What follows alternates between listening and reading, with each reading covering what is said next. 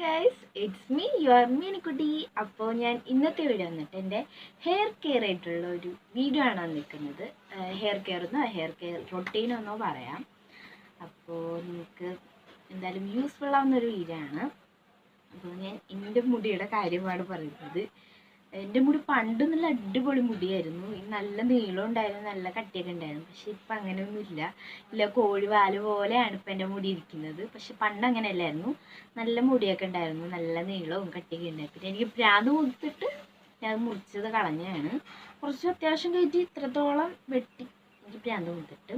എനിക്ക് അത്യാവശ്യം കുറച്ച് മുടി ഉണ്ടായിരുന്നതാണ്, ഒരു തുടയുടെ ഇവിടെ വരെ ഉണ്ടായിരുന്നതാണ്.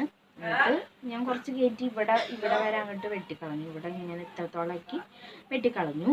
കാര്യം എന്ന് വെച്ചാൽ എൻ്റെ മുടി ഇടയ്ക്ക് വെച്ചിട്ട് നന്നായിട്ട് കൊഴിഞ്ഞു. കാര്യം വെച്ചാൽ നമ്മൾ കൊറോണ സമയത്ത് മുടി ഞാൻ നന്നായിട്ട്